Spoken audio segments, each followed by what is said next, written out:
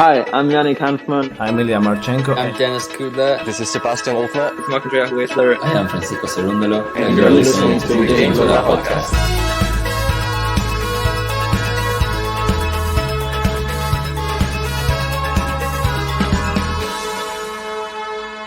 Hopefully you enjoy it. Hopefully. Hey, welcome back, tennis fans. There is one day to go until Wimbledon commences. This is the final episode of our countdown to Wimbledon. We will be going through the same as usual, the contenders for this episode. We'll be going through the latest news. We'll be having our tennis shootout, some surprise packages, and we already know what the rankings are. But there have been some other withdrawals that we will speak about. How are you doing, JG? Are you ready? Yes, I am ready. And the Wimbledon countdown will always be the shortest of all of the slams because there's not so much space between Roland Garros and Wimbledon. Maybe we'll have to start as soon as Roland Garros is over next time to give us an extra episode. If you are just joining, hit the like button, subscribe if you're new. This is the countdown. Hopefully you enjoy. Novak Djokovic has won the Australian Open. 35 matches unbeaten. He's done it! He wins his 14th Roland Garros title. Djokovic has won his 7th Wimbledon title. There he is, the main man, 7th Wimbledon title, looking for number 24. We both think he can do it in the draw preview. We're not going to be talking about him as much on this episode as some of the previous countdown episodes because today, who are our two contenders, Ben? Our two contenders are, and it's a surprise, we haven't even spoken about her yet on the countdown. It is Iga Swiatek, the world number one. Obviously, last year, her long winning run came to an end at Wimbledon at the hands of Elise Cornet. And we'll also be speaking about Daniil Medvedev. Obviously, he wasn't even there last year. So I feel that he's going to be really stoked to finally be there. I saw him with his... I saw him with his child there at Wimbledon. It was brought, obviously, by his wife. And they look really, really happy. I feel that since he's now become a father, he's got sort of a new lease of life. He looks like more of a happy Medvedev on the tennis court these days and not so moany. So maybe that will help him push towards a Wimbledon title. I don't know. I feel Medvedev needs the messy hair and a little moan just to get going sometimes. We've already had Djokovic and Alcaraz as contenders in episode 1 and 2. On the women's, we had Sabalenka and Rybakina. Is it safe to say these ones are like the third, which we don't really give much of a chance? I don't know about that. I mean, I feel that there's the big three on the women's. Obviously, we had to have Rybakina, the reigning champ, first. Sabalenka has been further than Iga before. And Iga, probably, you'd say, third best on the women's when it comes to Wimbledon. But doesn't mean that can't change because she'll be looking to make the difference in this Wimbledon and hopefully go one better than Sabalenka has ever gone and level with Rybakina to get her first ever Wimbledon title. She is a junior champion. Let's not forget that. Right, let's get into contender number 1.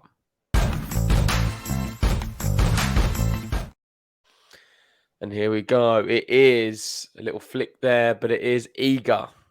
That's right. And we'll have a look at her recent results first. As we know, she came straight off the French Open victory and she went onto the grass courts for a practice tournament, which we didn't see last year. Obviously, she played so much tennis last year, though, didn't she? She was in that lead up.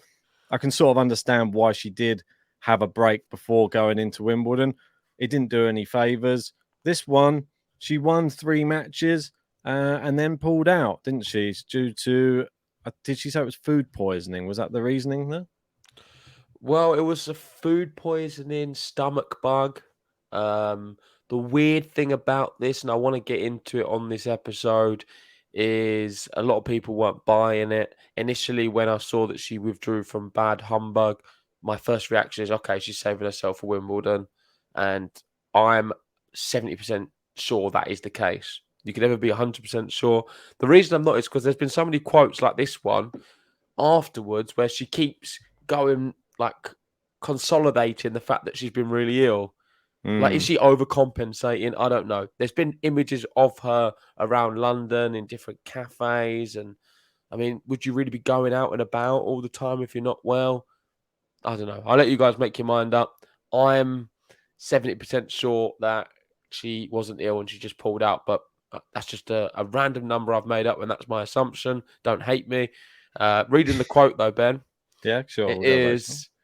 I had a really bad night. We did measurements in the morning. They didn't look good because I barely slept. I had stomach ache, but I don't know if there was something wrong. Later in the day, I felt okay. I'm pretty sure it will be fine. I think she's pretty sure it's going to be fine because it doesn't exist.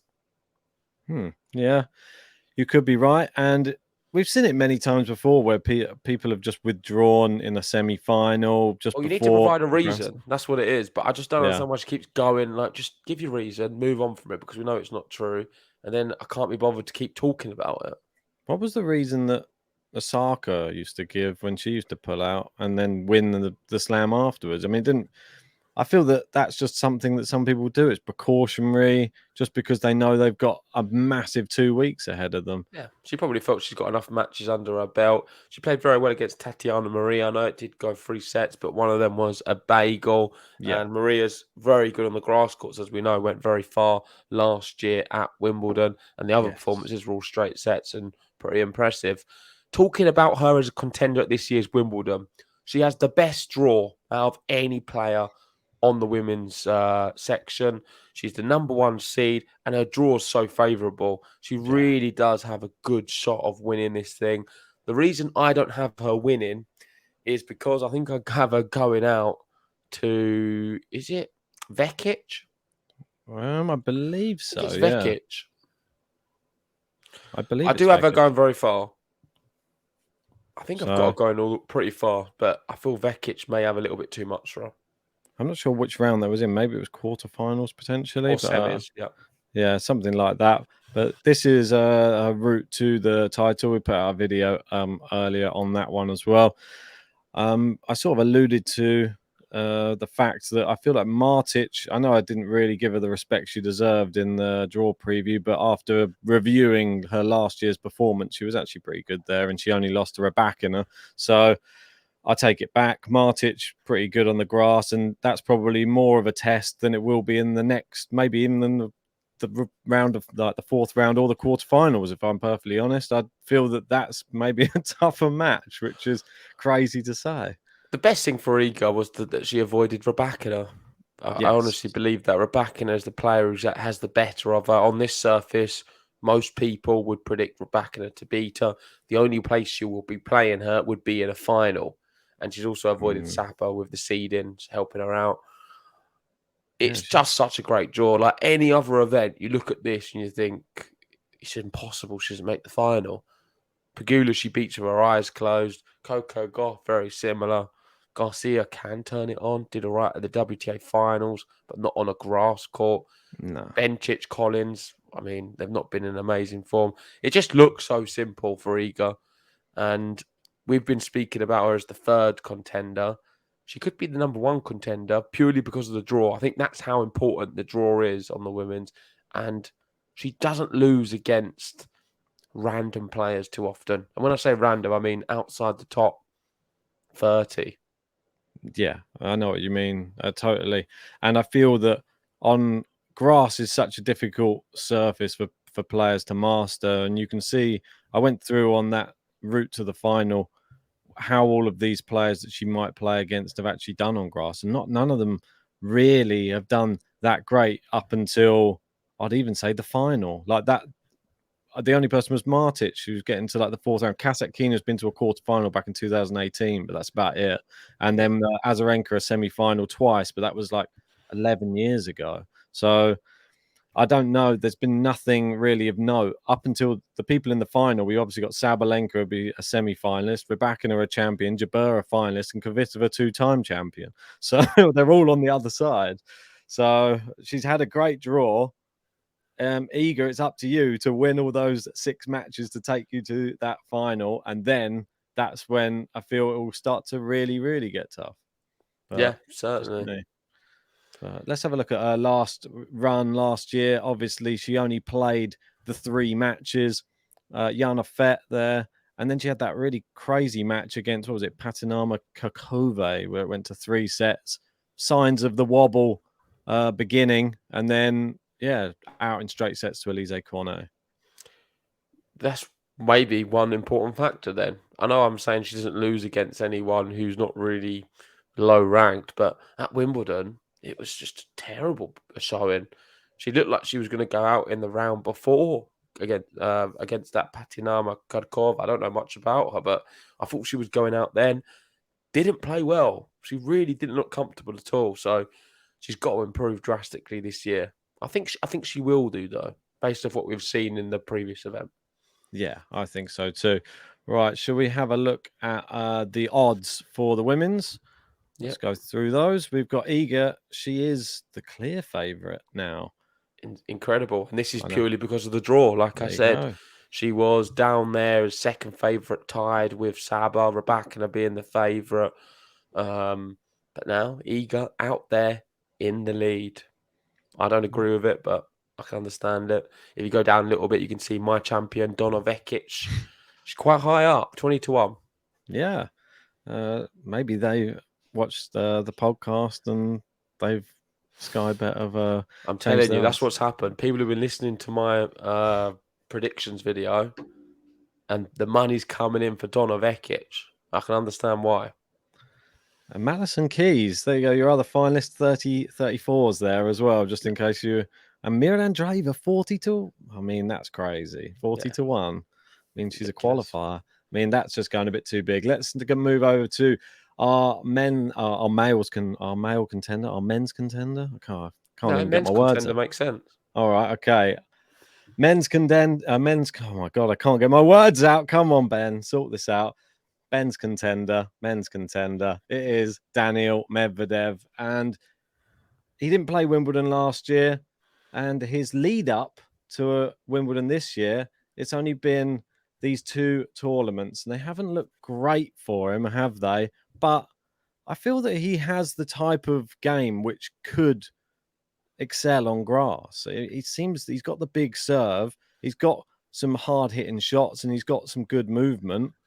I feel like it's just a matter of time. He's getting better on the clay. I feel the grass, surely he's going to get better on that as well. It makes sense. I feel he has the game to be a brilliant grass courter.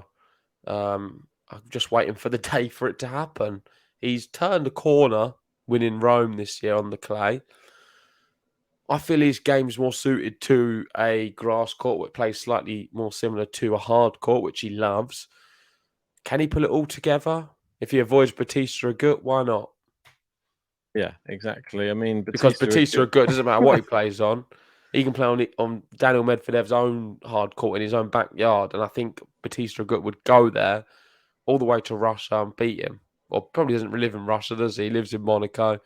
But even if he had a hard court designed for Daniil Medvedev, Batista Agut would go there and beat him straight sets. Nightmares about him. Probably just appears, doesn't he? It comes out of the dark alleyway or something. There's Batista Agut there. It's like a horror movie for Daniil Medvedev every time he sees him.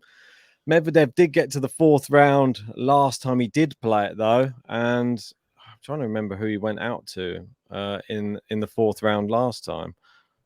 Let me just have a quick check. It was Hurkacz. That was it. It was a 5-setter against Hubie Hurkacz. He actually had a 5-setter before that, where he went through against Marin Cilic. He knocked out Alcaraz in the 2nd round and Struff actually in the 1st round. So quite a tough draw, to be fair, for really Medvedev. Tough, Struff, Alcaraz, Cilic, and then Hurkacz. Wow. I mean, and he did pretty well against those players. So that's what gives me the hope. I'm not looking too much into these results where he lost to Manarino and lost to Batista Agut.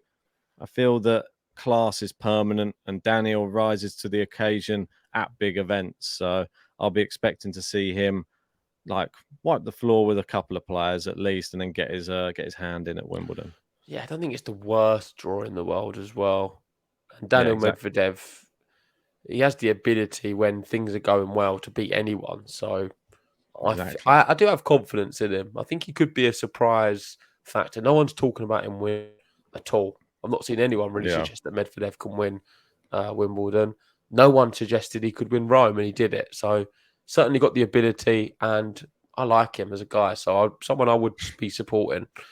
This is a good tweet, and this is Medvedev speaking about Djokovic in his press conference today, saying even on his bad days, he manages to beat his opponents. That's actually very difficult, and I don't know how he's still doing it, and that's why, for me, he is the greatest in the history of tennis.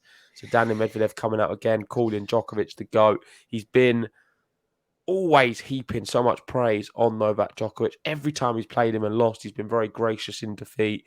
He's got a lot of admiration for Novak, and they've got a very good relationship, the two of them. He's not told any lies here in the fact that Novak Djokovic statistically is one of the greatest of the players in tennis. Maybe he is the greatest right now as it stands, and definitely on the grass courts. I don't think you can really take that away from him. Medvedev he's no mug. He knows Djokovic is going to be the one to beat. Can he beat him on a grass court? I don't think he would be able to. I really don't. I think Medvedev's the man to beat him. Medvedev, the way he wins Wimbledon is if he avoids Djokovic.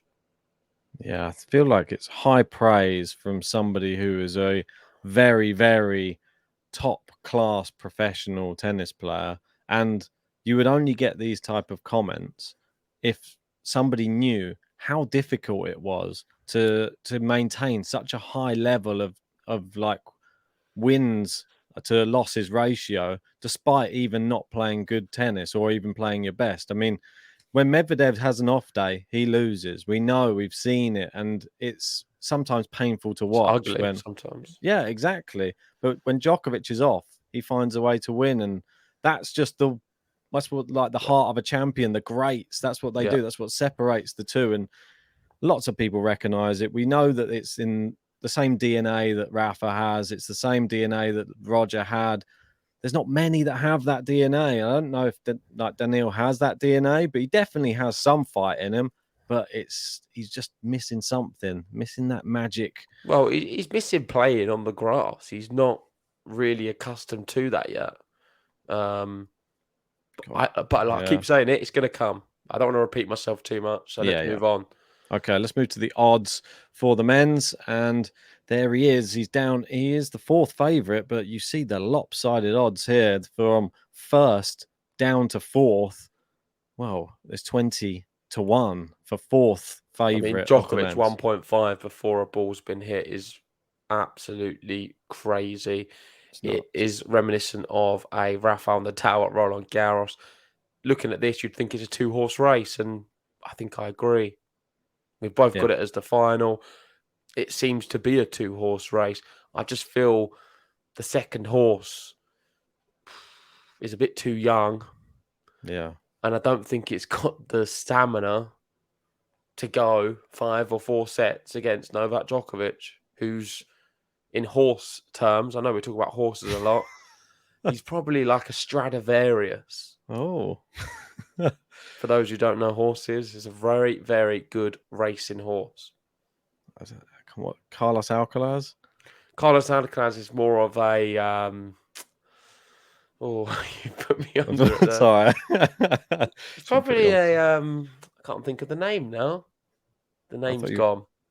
Is this like more of like a sprint, like a 5 furlong horse? Or it's something? A young horse, a young one, which is in one of the first races of Cheltenham, which has only ever had one race before, and it's won it. And then the second race, he just struggles. I see. I feel that him being the second favourite, there's still no guarantees he's even going to get to the final with that hard draw as well. I would love to see him get there. It's such a gauntlet he's got to run to try and even get to Djokovic. And Djokovic is not guaranteed to be in the final, but we just look at the draw and you just think, how does he not get there? Yeah. If he plays his best tennis, then, or even if he plays 50%, I think he still gets there. But that's enough for our contenders on this episode. Let us know what you think about the odds for the men's and the women's in the comment section below. Do you think this is too lopsided on the men's, or do you think this is completely fair? So, and let's move on to our next section, which will be the latest news. Is that right? That's right. This is my section where I come alive. Let's press the button.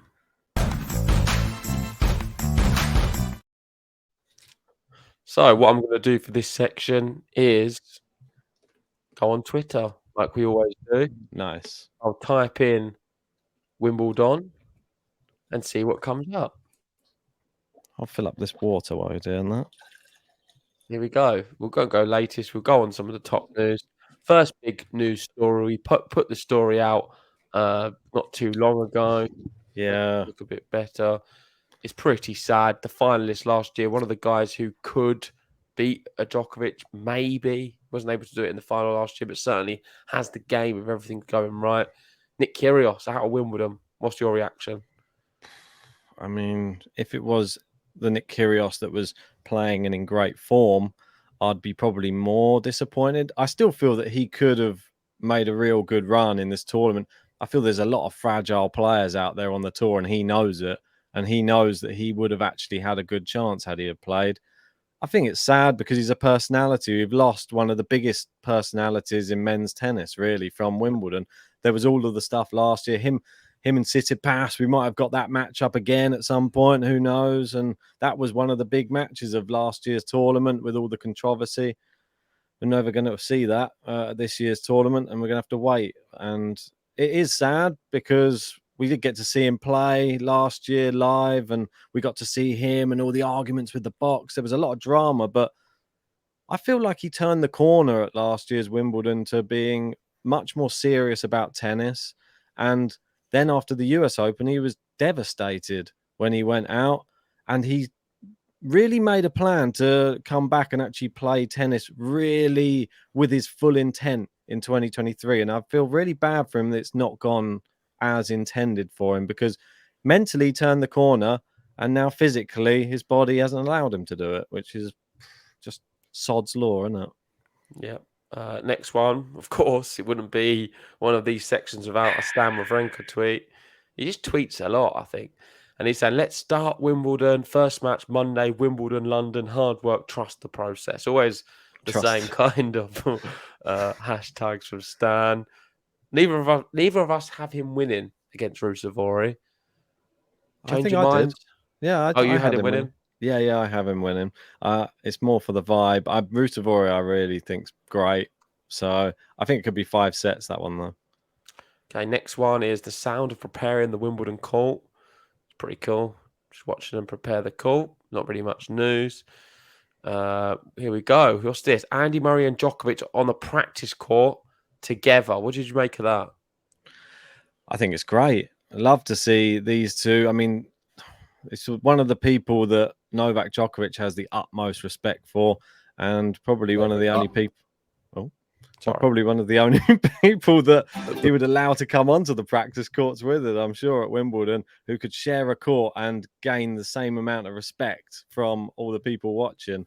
It's two legends, really. I mean, Murray, different level of legend, but in British tennis, definitely a legend. Oh, and yeah, he is a legend, man. When you come to the UK, that's the guy everyone's coming to see. I mean, Djokovic, they will be there to see, but Andy Murray, when he graces the courts of Wimbledon, he packs the rafters.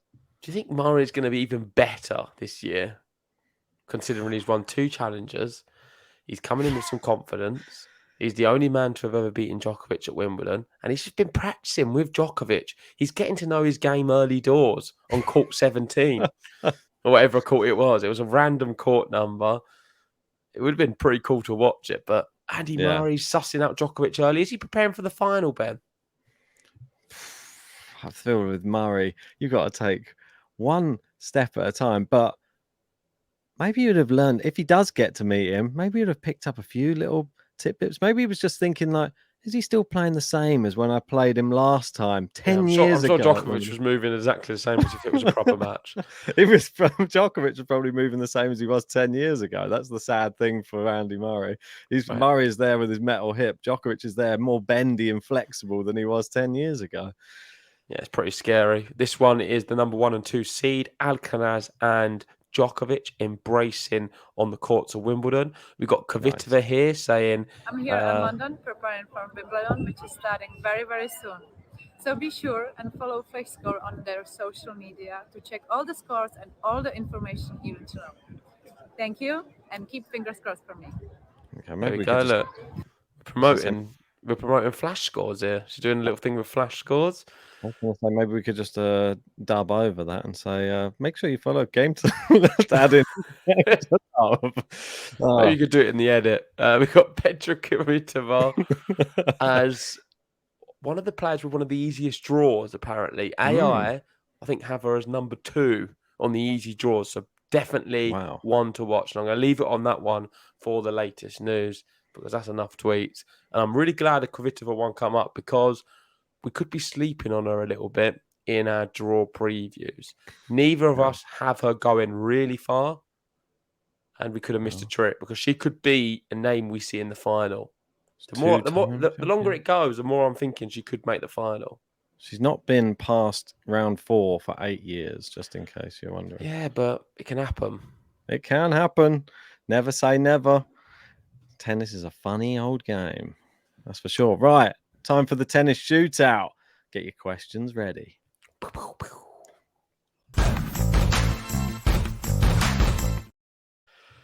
This has got to be the greatest section of the tennis countdown. Ben's only got one right so far, and it was revolving alcohol. I know. Can he get today's one right? I don't know.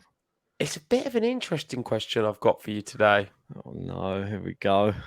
This one, am I going first or am I going second? That's what I want to know. You seem a bit gagging to get the question out. That's why I'm a bit worried. Maybe I'll give you the question first then. How about that? We'll start you off. I've got anxiety already. I'm feeling it coming in. Okay, so the question for you on the final episode of the countdown towards Wimbledon. Are you ready? Right, yeah. But I've got the music ready. The 30 seconds. Do you want to press it or do I? You're probably going to need all 30 seconds as well. So no, not one of these ones.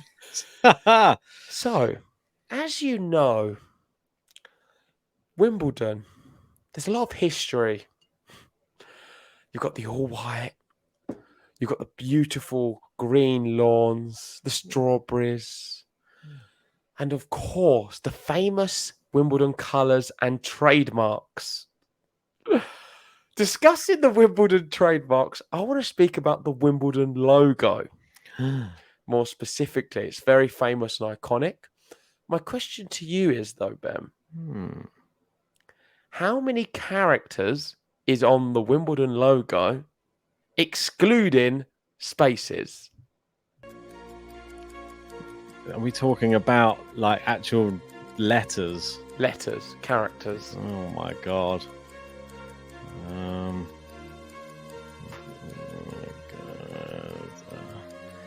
gonna have to guess because I don't think I'll be able to count them all in my head all at one time.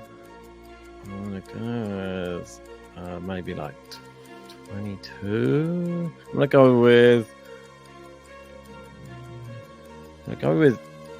This is a guess, but I'm gonna go with 23. That's what I'm gonna go with. Yeah, go on. I'll go with 23. That's a complete guess. I'm not able to calculate the amount of. So before I reveal the answer, Ben, what is the text on the logo? Doesn't it say Wimbledon Championships? That's correct. So I just don't know how many letters in each word. That's how what I was many letters in the Wimbledon? I guess. I guessed. Is it the Wimbledon, or is it just Wimbledon Championships? Oh no, because I wasn't thinking the. If that's on there. Okay, well the answer is 25 characters. So you got very 23. close. Just 2 out. Don't. It's a logo you're very familiar with as well. I know. So I thought maybe you I was only counting them the other day.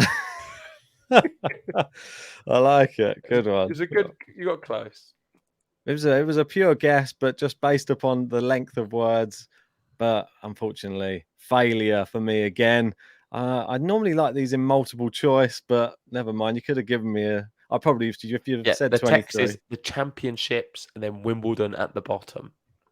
That's why I thought it just said Wimbledon Championships. I don't know why I had them the other way up. Anyway, there you go. That's what happens. Your brain gets fried when it gets put into that sort of situation. Lucky I just didn't have the thing just randomly up somewhere.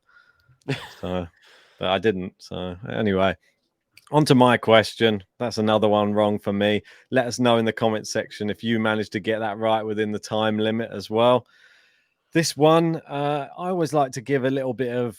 I'm surprised you didn't use your hand. Sorry, like you could have just done this. No, That's because how there I did wasn't. it. No, but there's going to be too. I don't You had like time. it. You was panicking too No, much. but I even got it wrong though because I didn't know the was in there, so Oh, I would have okay. I'd been 3 out anyway. Even I said, "What's the text on the logo?" You'd have got it right.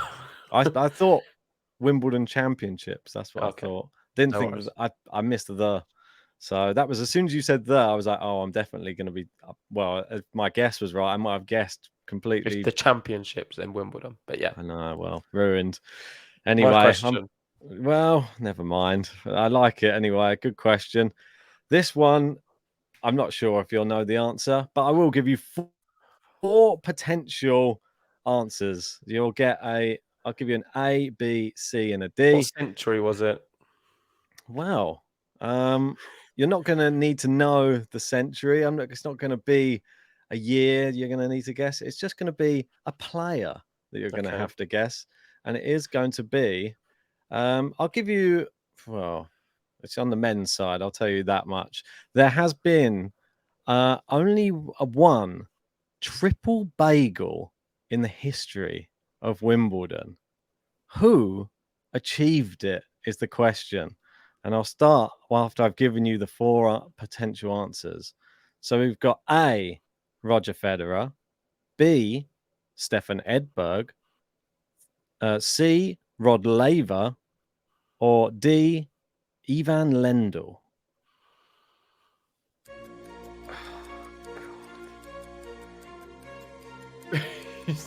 It's not Federer. It's either Lend or Edberg. Who was the other one? Rod Laver. It's not Rod Laver.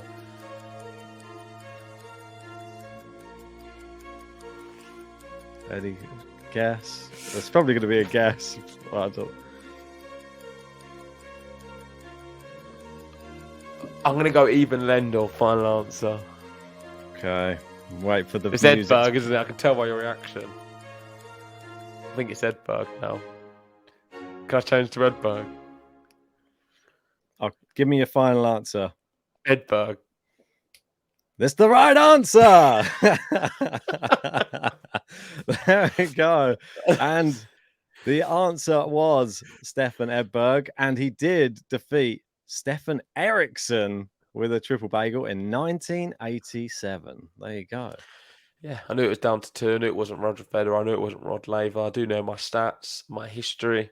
It's out of the two of them, and I wasn't entirely sure.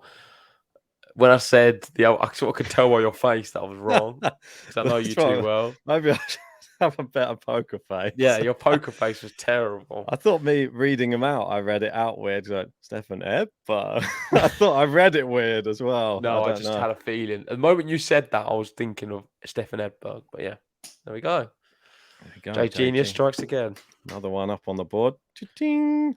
There you go. That one was a bit of a fun one and a little bit of a history for people who are watching who weren't aware of who got the only triple bagel and who it was against and what year it was as well. So so I learned something new as well. I wasn't aware of that before making this question. With certainty, I knew it wasn't Roger Federer because I've seen someone ask this question before, and I know it's not him. Yeah, for sure. That was the one I would have known it wouldn't have been him. I've seen him. I knew you was going to throw him in there to try and confuse me. Well, he's battered a few people at Wimbledon. We know that for facts, but no triple bagels. I mean, sad when someone has to lose via triple bagel at a Grand Slam, if I'm perfectly honest. You work all year round to get into Grand Slams and get all the points, and then you end up just sent packing without even a game to your name. But there you go. That's the end of the tennis shootout for Wimbledon. And I think you won Wimbledon. Well done to you. Nice. Was it 2-1? Or was it 3? Did you get all of them right? Got them all right, yeah. I got all of them right. Oh my God. And a Roland Garros. I've not got one wrong yet. I think you got one wrong at Roland Garros for sure. No, I got it right. Have a look back. I think there was one wrong. Let's move on to the next section. I think we're going to skip rankings update because There's Yeah, not really much to talk about with the rankings now. So let's go straight into our surprise packages. So, like always, Ben, fill us in who we've got previously. Yes, indeed. I'm going to have to go back down the list. I know that it's an extensive list that keeps being added to. And I will update you. I have Andy Murray and Sebastian Korda on the men's. Good one. You have Musetti and Dimonor. I have Svitolina and Ostapenko on the women's. And you have Mukova and Haddad Meyer on the women's. So I like it. yeah, I really do like it. The difference with this one is we now know the draw. So I'm going to be doing a pick based off the draw. And it's very simple who I'm going to be picking for the women's. Very simple. It's going to have to be Donna Vekic. Yeah. I'm allowed her, right? She's Yeah. pretty out there as a pick. I've got a win in Wimbledon, so she's going to be a surprise package for me as well. I think she's brilliant, and I think she's got a really good draw. It's a good one, yeah. She does have a good draw as well. For me, I'm sort of drawn just towards the only other person who's been playing really well on grass, and it's your two finalists. So I'm going to take your other finalists, which is going to be Madison Keys, and she's going to be my surprise package because she's just coming off the back of winning a tournament, and I'd be silly not to have her if you're not having her, really. So I've got her into my surprise package, and that's all our three gone. Now we need to go to our men's and complete our men's surprise packages for Wimbledon. Where do they have to be in terms of seed? What classifies as a surprise package? I think somebody was having a go at you in the comments for your dark horse being number 20 when they're saying it has to be outside the top 20. But we'd said it's 20 and above. I would let you off for that. Exactly. So I think. But what about with surprise package? Above, well, I think we said outside the top 10. So number 10 won't count. So what about TFO? He is number 10. So you're not going to let me have TFO? I don't know, but it's a bit of a surprise package. It's pretty high ranked. I don't know. I thought that you were going to want to go for him. I wanted him, but if you won't let me have him, I'll have Batista or Goot. Well, I mean, I thought you might go for someone like Jarry or someone like that. I'm going off the draws, man. I've got a Goot in the semis. Yeah, I mean, that's big. For me, there's part of me, I'm going to have to double down on one of the ones that I've said from the draw as well, which is Bublik. And he's been playing well. I'm just hoping the curse doesn't strike. Otherwise, my surprise package and my draw crumbling down. And with this, Ben, are we doing some kind of system like where we can record it? What for? Like how far they go? Like a little variance chart? I don't know how it's going to work. That's what I wanted to do sort of with the qualifiers to watch. So maybe we can set up something similar with the surprise packages as well. The one thing I was going to suggest to you that we devise would be the first person that you pick would be like your number one. And if they're your number one, every round they go through, they get 3 points. And the second one 2, the third one 1. And the same with the qualifiers as well. So then you total them all up by the end, and then we'll work out who got the most points. Another way of doing it would be this. Okay. That works. I like what you're saying. It's good, but this rewards us picking more out there players. My idea. So we've got 6. Yeah. So whoever's the lowest ranked player out of all of the 6 players on the men's gets 6 points. 5 points for the 5th, 4 points, 3 points, 2 points, 1 point. So if you've got one of the out there players, you get some things, but it's one of the lowest ranked, you get the more points, and you can win that way. Yeah, I like that one as well. Yeah, that's a good one. We did have something similar, don't we? When we come to our end of year tally up for the predictions. So yeah. Well, we'll devise which way round we're going to do that offline. We won't do it here on the podcast, and then we'll bring that one up. I'll bring up some graphics maybe during the tournament to show how we're both getting on.